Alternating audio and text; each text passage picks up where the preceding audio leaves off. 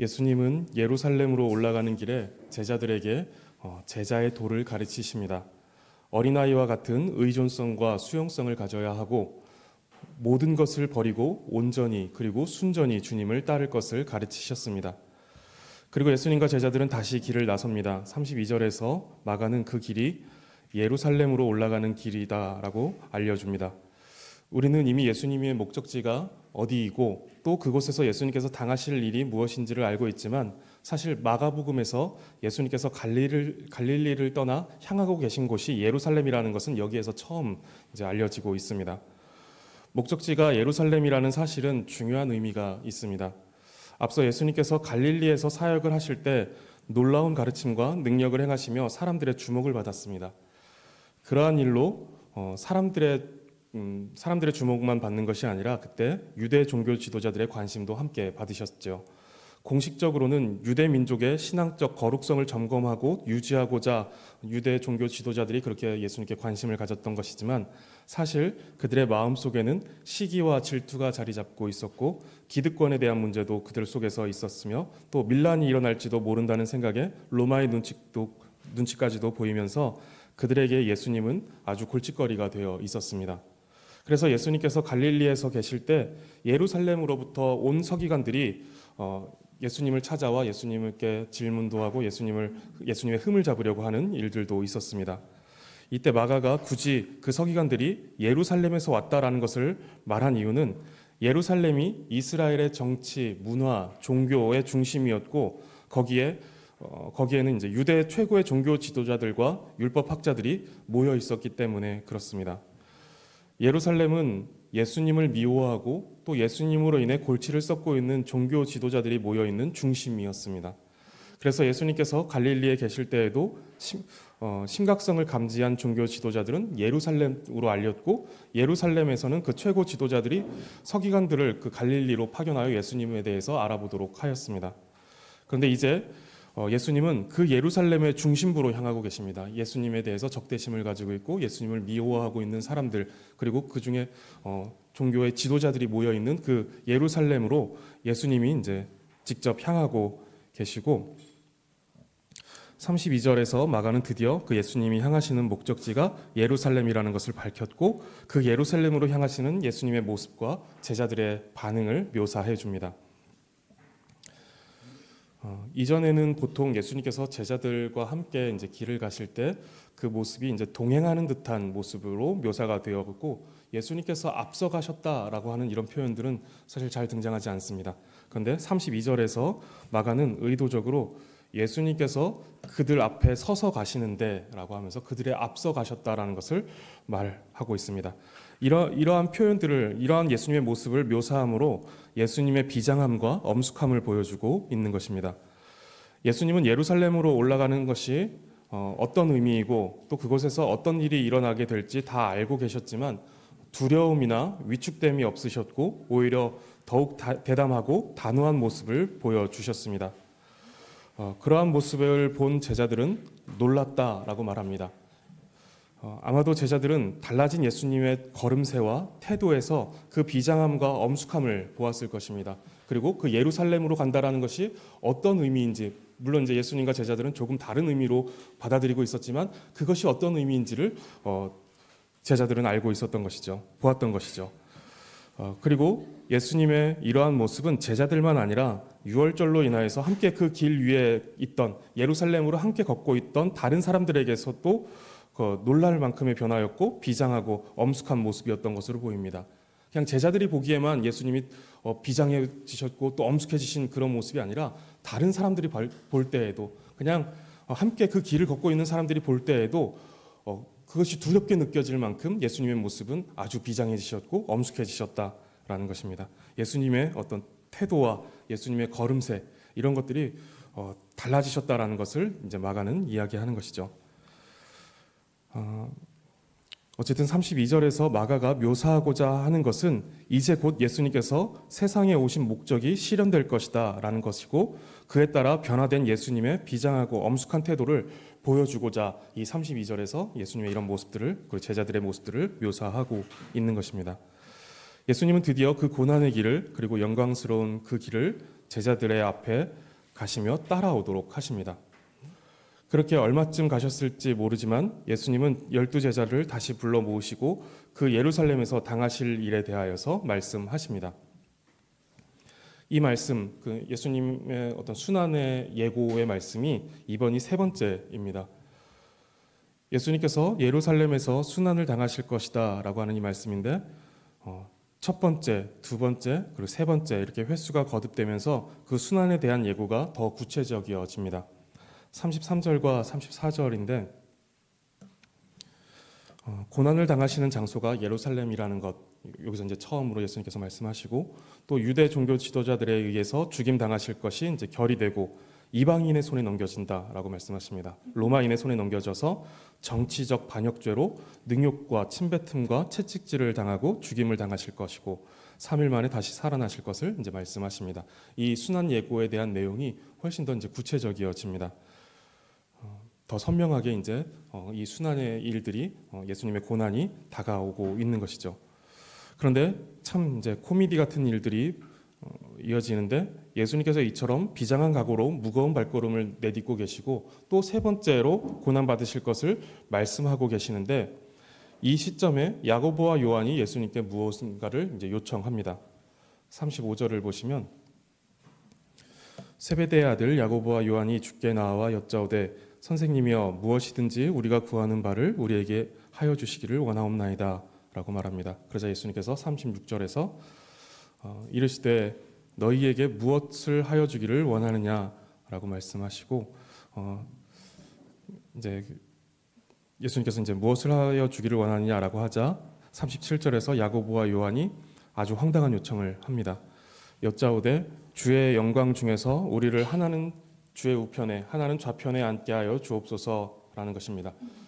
야고보와 요한은 베드로와 함께 예수님께 아주 특별한 관심을 받았던 제자들이었습니다. 야이로의 딸을 고치실 때에도 다른 제자들은 뒤에 놓고 이 베드로와 야고보와 요한만 데리고 방에 들어가서 그 딸을 고치셨죠. 그리고 변화산에 올라가 영광스러운 형체로 이제 변화되시는 그 모습도 다른 9명의 제자들은 그 산 아래에 놓으시고 3명의 제자만 데리고 올라가서 그러한 모습들을 보여주셨습니다.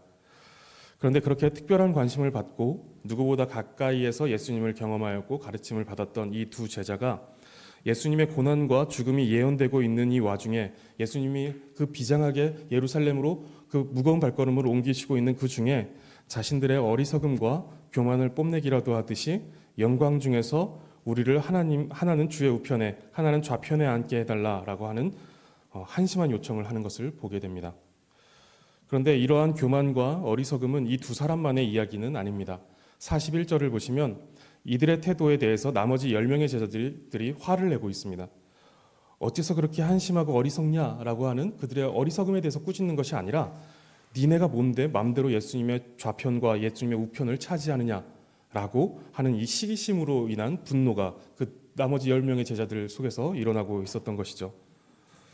예루살렘으로 향하신다라는 말씀을 들은 제자들의 생각 속에는 아직도 예수님께서 다윗과 같은 왕으로 오셔서 정치적, 군사적 힘을 가지고 이스라엘을 회복시키시고 로마의 압제에서 구하실 것을 기대하고 있었던 것으로 보입니다. 이제 예수님께서 예루살렘으로 올라가신다라고 하니 그리고 비장하고 엄숙한 태도를 취하시고 있는 예수님의 모습을 보니 드디어 예수님께서 왕위에 오르셔서 민족의 회복과 구원을 이루실 날이 왔다라고 이제 생각한 것 같습니다. 그리고 이제 가장 약삭빠르게 야고보와 요한이 나서게 된 것이고 그 모습을 본 다른 제자들은 분노한 것입니다. 예수님은 다른 제자들도 아니고 요한과 야고보의 입에서 이런 말이 나오고 또한 이들이 다른 이들보다 더 교만하고 약삭빠르다라는 것에 대해서 실망하실 수 있으셨지만 예수님의 반응을 보면 예수님은 여전히 이들을 참아주시고 이들이 깨닫기를 기다리시며 다시 그들을 가르치십니다. 이 두 사람뿐만 아니라 10명의 제자 모두가 다 하나같이 깨닫지 못하고 하나같이 그런 헛된 생각들을 가지고 세상의 원리로 메시아가 우리를 구원하실 것이다, 이스라엘을 회복시키실 것이다 라는 이런 어리석은 생각들 속에 있었고 또 교만하여서 더 높은 자리로 올라가고자 하는 마음들이 모든 제자들에게 있었던 것이죠. 그런데 예수님은 실망하시지 않고 끝까지 참으시고 이들이 깨닫기를 기다리시면서 다시 가르쳐 주십니다. 주의 영광 중에서 우리를 하나는 주의 우편에 하나는 좌편에 앉게 하여 주옵소서라고 말한 두 명의 제자에게 38절을 보시면 예수님은 너희는 너희가 구하는 것을 알지 못하는도다. 내가 마시는 잔을 너희가 마실 수 있으며 내가 받는 세례를 너희가 받을 수 있느냐라고 말씀하십니다. 그들은 지금 예수님께 구하고 있는 것이 무엇인지 전혀 이해하지 못하고 막연히 민족의 회복과 구원의 날을 이제 상상하며 그 영광 중에서 자신들이 차지하게 될 높은 자리를 탐하고 있을 뿐이었습니다. 예수님은 그런 두 사람에게 질문을 하시는데 내가 마시는 잔을 너희가 마실 수 있으며 내가 받는 세례를 너희가 받을 수 있느냐라고 물으십니다. 성경에서 잔은 많은 경우에 고난의 잔을 말합니다. 그리고 예수님조차 그 고난의 잔을 받으시는 것을 매우 괴로워하셨습니다. 세례 역시 같은 의미입니다. 우리가 받는 세례가 가지는 의미에도 보면 이제 물에 잠김으로 죽는다라는 이 죽음의 의미를 가지고 있는데 이처럼 예수님께서 말씀하시는 세례의 의미는 고통과 죽음에 잠기는 것을 말합니다. 예수님은 이 두 제자에게 이러한 잔과 이러한 세례를 받을 수 있겠느냐고 물으셨습니다. 그런데 이것에 대해서 이 잔과 세례의 의미에 대해서 전혀 깨닫지 못하고 이해하지 못했던 제자들은 이 두 제자는 한치의 망설임도 없이 39절에 보시면 할 수 있나이다 라고 이렇게 대답합니다.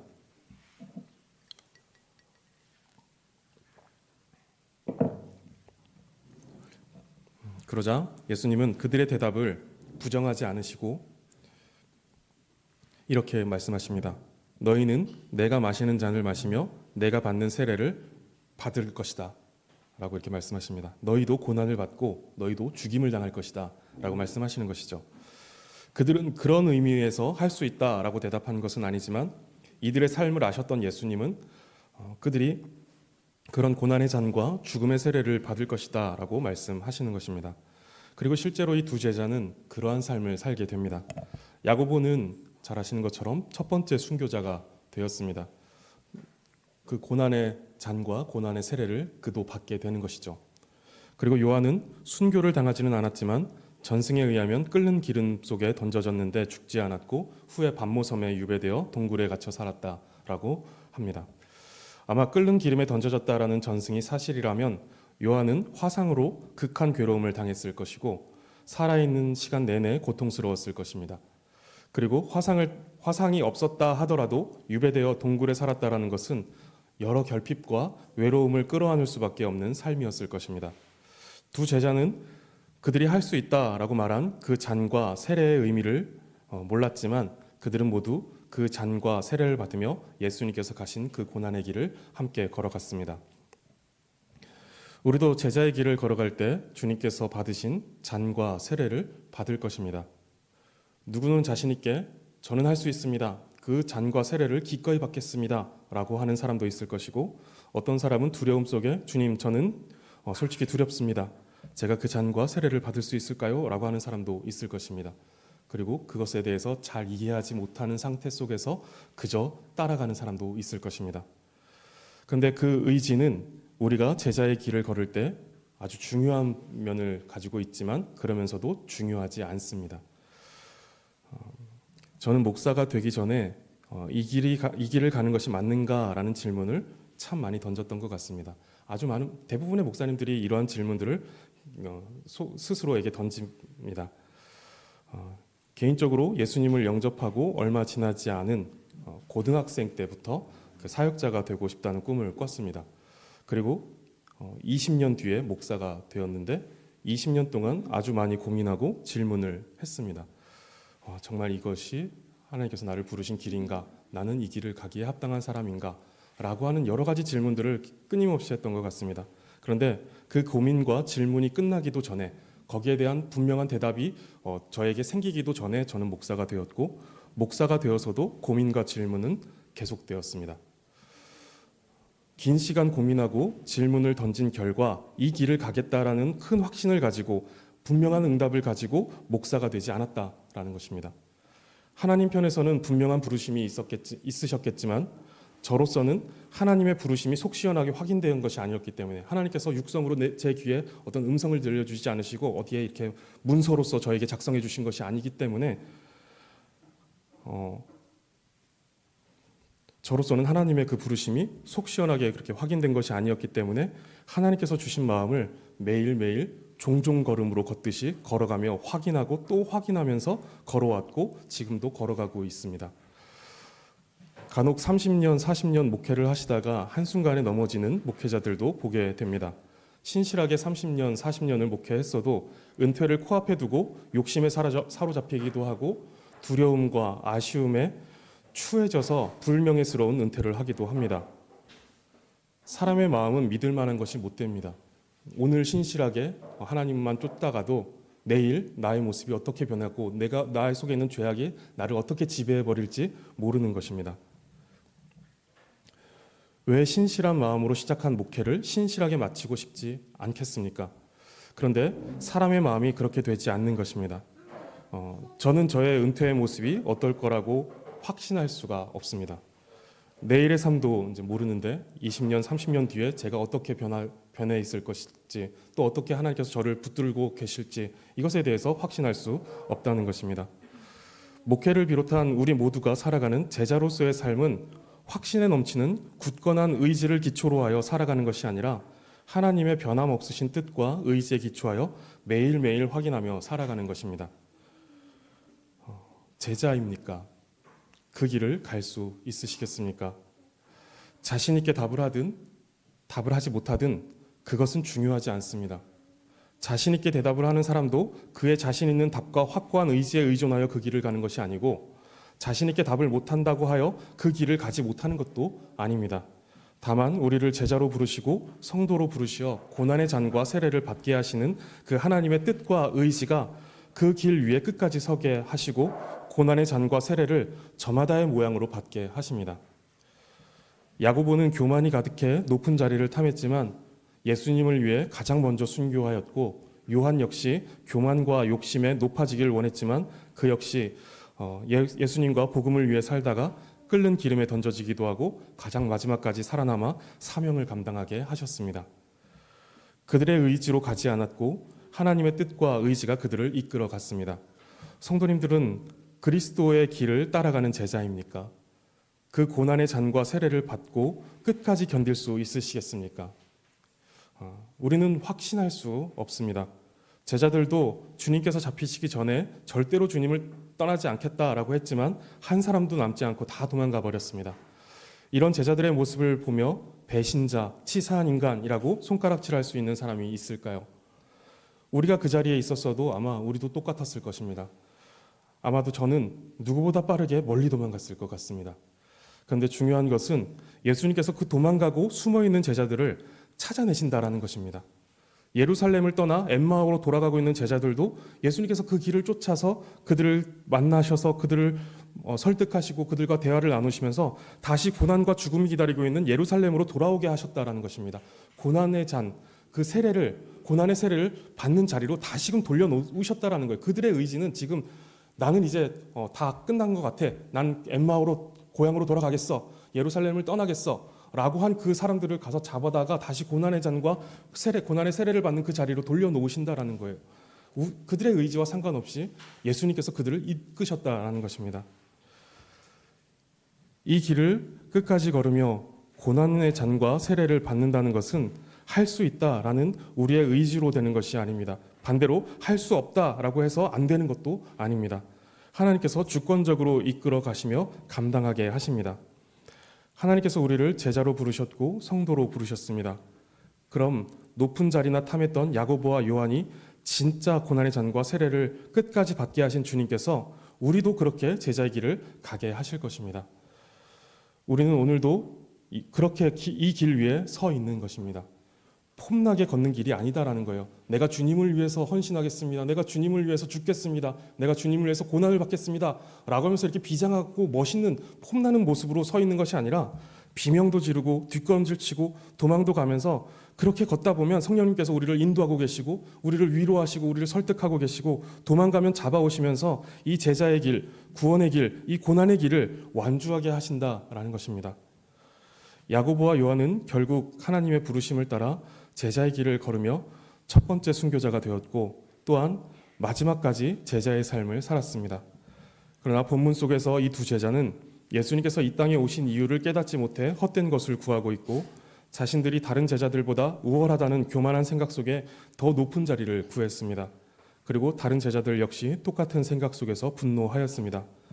몇 번째인지도 알 수 없는 한심하고 어리석은 제자들의 모습이 계속 반복되고 있는 것입니다. 그런데 예수님은 그러한 중에도 계속 참으시고 그들의 어리석음을 교훈하여 주십니다. 42절에 제자들을 부르시고 예수님께서 이렇게 말씀하십니다. 예수께서 불러다가 이르시되 이방인의 집권자들이 그들을 임의로 주관하고 그 고관들이 그들에게 권세를 부리는 줄을 너희가 알거니와. 예수님은 제자들이 가진 힘의 논리로 지배되는 세상의 원리, 그리고 로마를 비롯한 이 땅의 모든 나라가 가지고 있는 이 세상의 원리를 지적하십니다.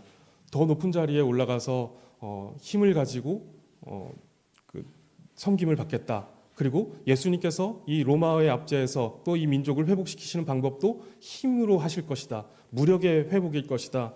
라고 하는 생각을 가지고 있었는데 그 힘의 논리로 다스려지는 세상, 그 세계관이 이 제자들의 머릿속에 가득했던 것이죠. 그래서 이들이 생각하는 모든 방향이 이런 힘의 논리를 가지고 가게 되는 것입니다.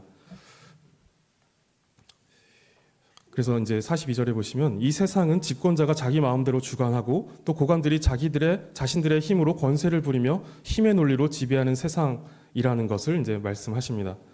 예수님이 이것이 지금 제자들이 가진 세계관임을 지적하시고 이어서 그것과는 전혀 다른 하나님 나라의 세계관, 하나님 나라의 방식, 하나님 나라의 원리가 있다라는 것을 설명하십니다. 이제 그것을 버려야 한다라는 것이죠. 43절을 보시면 너희 중에는 그렇지 않을지니, 그래서 너희가 가져야 되는 생각은 이것이 아니다라는 것입니다. 세상이 가지고 있는 것과 똑같은 방식으로 살아가서는 안 된다라는 것을 말씀하시는 것이죠. 힘의 논리는 세상의 것이지 제자요 성도인 너희의 것이 아니다라고 말씀하시는 것입니다. 오늘 우리도 이것을 주의해야 합니다. 수많은 경쟁 속에서 강한 자만 살아남고 그 살아남은 자가 힘을 갖고 약한 자를 부리고 그들의 섬김을 강요하며 교만한 말과 태도로 살아가는 것이 우리의 삶이 되어서는 안 된다는 것입니다. 우리가 일상을 살아갈 때 돈을 내고 어떤 서비스를 받을 때가 있습니다. 이때 우리는 주의해야 합니다. 돈을 지불하였다고 누군가를 지배할 수 있는 권한이 생기거나 누군가의 실수에 대하여서 비난할 수 있는 힘과 권세가 생긴 것이 아니다라는 것입니다. 돈을 얼마 지불해서 어떤 서비스를 받는다고 해도 돈을 지불했다는 이유로 고압적인 자세로 말하고 실수와 어설픔에 대하여서 비난할 수 있는 권한이 생길 수는 없다라는 것입니다. 그렇게 해서는 안 됩니다. 돈으로서 서비스를 살 수는 있습니다. 누군가 만들어주는 그 음식을 우리가 돈으로 살 수는 있습니다. 그런데 그 사람의 인격 위에 올라가서 당신 왜 이런 실수를 나에게 하느냐라고 이렇게 말할 수 없다라는 것이죠. 그 사람을 비난할 수 없고 그 사람을 무시할 수 없고 그 사람을 위축되게 할 수 없다라는 것입니다. 우리가 이 사회에서 높은 자리에 올라가 고용인이 되었든 회사의 상사가 되었든 그 자리에서 누군가를 함부로 해도 되는 힘을 준다고 생각하는 것은 하나님 나라의 원리가 아닙니다. 피고용인이 또는 부하 직원이 실수를 반복한다고 하여 그에게 모욕감을 주고 그를 위협하는 방식으로 그를 지배하고 그를 부리려고 해서는 안 됩니다. 그것은 제자가 취할 수 있는 방법이 아닙니다. 그럴 권한이 우리에게 주어지지 않는다라는 것이죠. 그럼 실수를 가만히 보고만 있느냐? 아니면 내가 그 일을 대신해 줘야 되냐? 그런 말을 하는 것이 아니라 그와 우리와의 관계 속에 어떤 원리를 작동시키느냐라는 것에 대한 말입니다. 힘의 논리를 작동시키느냐 아니면 하나님 나라의 그 섬김의 원리를 작동시키느냐라는 것입니다. 내가 그보다 더 높은 자리에 있는 것이냐 내가 그보다 더 낮은 자리에서 섬기는 것이냐 무엇을 선택하겠느냐라는 이야기인 것이죠. 기다려주고 섬기는 방식은 답답할 수 있고 효율성이 떨어질 수 있습니다. 당장 그 문제를 지적하여서 그를 강압적으로 위협하면 곧장 고쳐질 수 있을지도 모르겠습니다. 그러나 그러한 것이 우리에게 주어진 삶의 방식이 아니다라는 것이죠. 기다려주고 섬기는 방식, 본을 보이는 방식, 이것이 이제 우리에게 주어졌다는 거예요. 그래서 다소 답답할 수도 있고 효율성이 떨어질 수도 있지만 우리는 이제 그러한 방식을 취해야 한다는 것이죠. 만약에 용납하고 인내하며 섬기는 방식이 답답하고 효율성을 떨어뜨린다라면 그것을 그렇게 당하는 것이 우리의 삶일지 모릅니다. 그냥 그것을 당하는 것이 우리의 삶이다라는 거예요. 답답한 저 상대방의 모습을 인내해야 되는 거고, 저 효율성이 떨어지는 저 사람, 저 가치가 떨어져 보이는 저 사람, 저 일을 잘 못하는 저 사람을 그냥 끌어안고 같이 가는 것이 우리가 감내해야 되는 역할, 우리의 삶의 방식이다라는 것이죠. 저 사람을 다그치고 저 사람을 내쫓아서 더 효율성 있는 어떤 모습을 만들어 놓는 것, 그런 어떤 시스템을 만들어 놓는 것이 우리의 삶의 방식이 아니다라는 것입니다. 비효율적이며 손해를 보는 삶을 끌어안고 상대를 존중할 수 있는 것이 그리스도인의 삶입니다. 이것을 견디는 것이 오늘날 우리가 당해야 하는 핍박이고 고난이라고 볼 수 있습니다. 세상은 그것을 견디지 않죠. 참아주지 않죠. 그냥 효율성을 따지며 효율성이 떨어지면 그 사람을 내쫓든 그 사람을 억압하든 위협하든 해서 효율성을 높여놓습니다. 그것이 이제 세상의 방식이죠. 그리고 이제 그렇게 하는 것을 저 사람은 굉장히 일을 잘하고 뛰어난 지도자네라고 이렇게 말하기도 합니다. 그러나 그것은 우리의 삶이 아니고 다소 미련해 보이고 답답해 보일지라도 저 사람을 끌어안고 인내하며 끝까지 함께 가는 것, 이것이 이제 그러면서 이제 우리가 갖게 되는 손해, 불이익 이런 것들이 있을 것인데 그런 것들을 그대로 감내하는 것, 이것이 우리가 오늘날 당해야 할 핍박이고 고난이다라고 볼 수 있는 것입니다. 이 답답하고 효율성이 떨어지는 인생의 무게를 떠안고자 가장 비효율적이며 가늠조차 되지 않을 그 손해를 감당하신 분이 예수님이십니다. 예수님이 우리처럼 효율성이 떨어지고 우리처럼 무지하고 우리처럼 답답한 사람들을 가장 비효율적이며 가늠조차 되지 않을 손해를 감당하시면서 우리를 구하고자 내려오시고 우리를 품어주시고 우리를 기다려 주셨습니다. 이것이 예수님의 삶의 방식이고 하나님 나라의 원리입니다. 부하 직원이 좀 부족하고 실수가 반복되어 답답하다면 예수님을 생각하시기 바랍니다. 예수님께서 우리를 얼마나 참아주셨는지, 예수님께서 우리의 그 어리석음을 얼마나 견디셨는지, 그것을 위해서 예수님께서 보신 그 손해가 무엇인지, 예수님께서 얼마나 비효율적으로 우리를 사랑하셨는지, 또 우리를 섬기셨는지를 생각하시기 바랍니다. 그렇다면 우리가 보고 있는 그 부하 직원이나 피고용인 그런 분들이 갖고 있는 부족함과 실수 넉넉히 감내하실 수 있을 것입니다. 그렇게 예수님을 생각하시면서 세상적인 생각의 그 옷을 벗어버리고 하나님 나라의 생각의 옷을 입으시기 바랍니다. 식당이나 어떤 매장에서 직원의 일처리가 답답하고 실수가 있다면 예수님께서 우리를 기다리셨고 우리를 위해 모든 것을 다 버리시고 가장 낮은 자리에 내려오시어 우리를 섬기셨다라는 것을 생각하시기 바랍니다.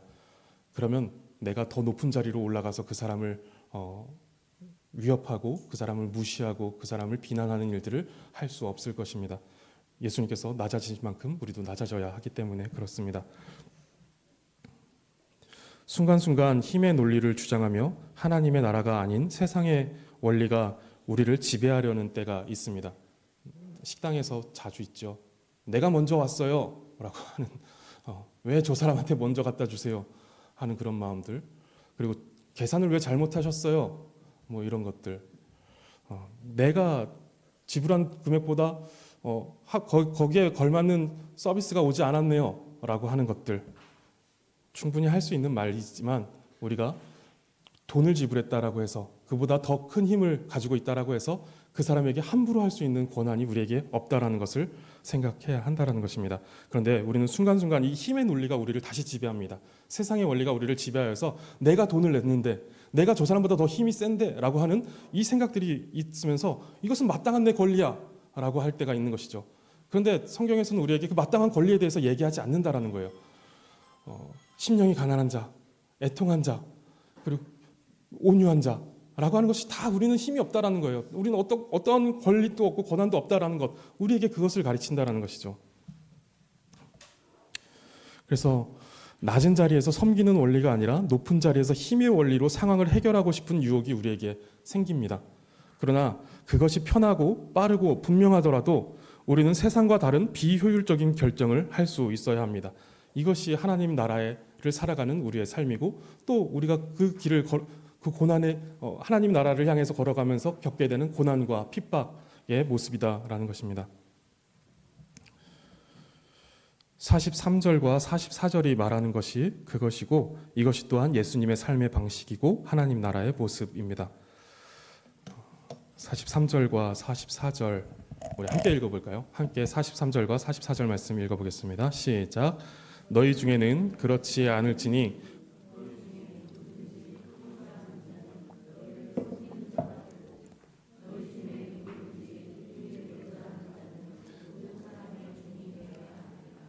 이것이 예수님께서 살아가신 삶의 방식이고 하나님 나라의 모습입니다.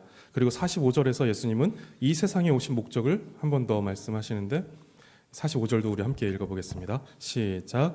인자가 온 것은 섬김을 받으려 함이 아니라 도리어 섬기려 하고 자기 목숨을 많은 사람의 대속물로 주려 함이니라. 제자들은 힘의 논리를 가지고 만들어지는 세상을 마음에 두고 있었습니다. 그러한 생각에 지배당해 있었고 그러한 생각이 가득 차 있었습니다. 그러면서 더 많은 힘과 권력을 탐했습니다. 제자들이 나쁜 사람이어서 그렇다기보다 그것이 세상을 지배하고 있는 원리였고 사람의 본성이었기 때문에 그렇습니다. 우리도 하나님의 말씀에 비추어서 계속해서 우리를 점검하고 우리를 채찍질하지 않으면 우리도 이 힘의 원리, 세상의 원리를 따라서 우리는 살아가게 될 것입니다. 그리고 지금도 우리가 잘 살펴보면 그러한 모습들이 얼마나 우리를 지배하고 있는지 확인할 수가 있습니다. 이러한 마음은 저도 그렇고 성도님들도 그렇고 모든 사람에게 기본적으로 장착되어 있는 성품입니다. 타락한 우리에게 기본적으로 이러한 원리가, 이러한 논리가 장착되어 있다는 것이죠. 그것이 제자들과 다르지 않습니다. 자기를 부인하고 자기 십자가를 지고 주님을 따르며 섬기는 제자의 삶이 장착되어 있지 않고 자기를 높이며 자기의 영광으로 무겁게 치장한 채 온 세상의 섬김을 받고자 하는 탐욕자의 삶을 꾀하는 것이 우리입니다. 이런 교만과 죄악이 뼛속 깊이까지 새겨져 있어서 도저히 해결할 수 없는 우리를 예수님은 힘으로 지배하지 않으셨습니다. 도무지 변화되지 않는 우리를 그냥 힘으로써 우리를 찍어 누르셨으면 어쩌면 거기에 두려워서 우리가 변화되는 모습을 보였을지도 모르겠습니다. 더 빨리 변했을 수도 있을지 모르겠습니다. 그러나 예수님은 그렇게 하지 않으셨습니다. 무시하시거나 답답해하지 않으셨습니다. 효율성이 떨어진다라고 하여서 내버리지 않으셨습니다. 그리고 가장 비효율적이고 손해가 큰 방식을 선택하셨습니다. 그 답답하고 어리석은 우리를 섬기시고자 하늘의 영광을 다 버리시고 가장 낮고 천한 모습을 취하시며 이 땅에 내려오신 것입니다. 예수님은 제자들이 어리석다고 버리지 않으시고 더 뛰어난 사람으로 바꾸지 않으셨습니다. 예수님은 계속 참아주셨고 계속 그들과 함께 하시며 그들을 통해 일하십니다. 그리고 우리와 같은 자들을 위해 십자가에서 죽으십니다. 사람 고쳐 쓰는 거 아니다 라고 말을 하지만 예수님은 기어코 고쳐지지 않는 우리를 고치시고자 끝까지 섬기셨고 참으셨고 결국은 자기 목숨을 버리시는 어찌 보면 극도로 비효율적인 방식으로 어리석고 죄악된 우리를 섬기셨습니다. 이 극도로 비효율적인 방식의 섬김을 우리는 사랑이라고 부르는 것 같습니다. 예수님은 우리를 그렇게 사랑하셨습니다. 그래서 먼지와 같은 우리를 위해 가장 귀하신 주님의 생명을 내어주셨습니다. 이보다 더 비효율적인 섬김이 어디 있고 더 비효율적인 사랑이 어디 있겠습니까? 이것이 가능한 것은 예수님이 우리를 사랑하신 것 때문이고 이것이 하나님의 나라의 원리이고 하나님 나라의 가치이기 때문에 그렇습니다. 누구든지 크고자 하는 자는 섬기는 자가 되어야 하고 으뜸이 되고자 하는 자는 모든 사람의 종이 되어야 한다라는 것입니다. 이 원리 속에서 본다면 그 누구도 예수님보다 더 높아질 수 없고 예수님보다 으뜸이 될 수가 없는 것이죠. 예수님이 가장 비효율적으로 그리고 또 가장 자신을 비워서 섬기시는 모습을 우리에게 보여주셨습니다. 그렇기 때문에 하나님 나라에서 예수 그리스도께서 가장 높은 분이실 수밖에 없고 예수님께서 또 으뜸이 되어주실 수밖에 없는 모습인 것이죠. 하나님 나라에서는 그러한 자가 첫째가 되고 그러한 자가 으뜸이 되고 그러한 자가 높임을 받기 때문에 그렇습니다. 성도님들, 교만하고 죄악된 우리의 마음을 하나님께 의탁하시기 바랍니다. 우리의 마음이 교만하여 섬김을 받고자 하는 자리에 오르지 않게 하시고 어떤 손해와 답답함과 비효율적인 선택이 된다 하여도 낮은 자리에서 섬기는 자리로 내려가도록 도와달라고 구하시기 바랍니다.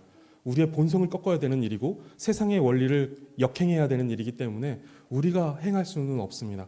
그러나 이것들을 행하게 하시는 분이 성령님이십니다. 반드시 우리로 하여금 고난을 받게 하시고 또 우리가 그 잔과 그 세례를 받도록 우리를 이끌어 가시는 분이 하나님이십니다. 내 의지로는 되지 않지만 하나님으로서는 되는 일입니다.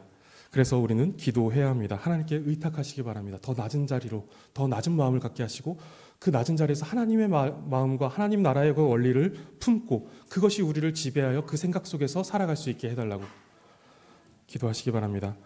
이웃을 사랑하는 것이 우리에게 주어진 하나님의 명령이다라고 한다면 가장 비효율적인 방법으로 섬기시기 바랍니다. 직장에서, 가정에서, 식당에서 어떤 자리에서도 권리를 주장하지 마시기 바랍니다. 그리고 이해하고 용납하며 섬기고 사랑하시기 바랍니다. 가장 낮은 자리에서 섬기시기 바라요. 그 자리가 어떤 자리이든 그 자리가 그냥 아주 평범한 일상의 자리일지라도 그곳에서도 가장 낮은 자리를 선택하시기 바랍니다. 예수님께서 그렇게 우리를 사랑하셨고 섬기셨습니다. 가장 낮은 자리에서 모든 사람을 섬기는 그 하늘의 성품을 가지는 성도님들 되시기를 바라겠습니다. 함께 기도하겠습니다. 하나님, 우리와 같은 죄인들을 섬기시고자 하늘의 영광을 버리시고 낮고 천한 세상 가운데 오신 주님의 겸손을 담게 하여 주시옵소서. 세상적인 원리를 따라 더 많은 힘을 갖고 더 높은 곳에서 누군가의 섬김을 강요하는 것이 아니라 섬김과 사랑으로 더 낮은 자리에서 종이 되어 섬기는 자가 되게 하여 주시옵소서. 우리가 가진 죄악된 본성으로는 할 수 없으니 그리스도의 마음을 우리에게 주시고 성령님께서 날마다 우리를 교훈하여 주시고 인도하여 주시기를 간구합니다. 한 주간 가정과 직장과 일상의 공간에서 만나는 모든 사람을 하늘의 성품과 원리를 가지고 섬기게 하여 주시옵소서. 그렇게 우리 마음을 주장하여 주시고 우리를 인도하여 주시옵소서. 감사드리며 예수 그리스도의 이름으로 기도드립니다. 아멘.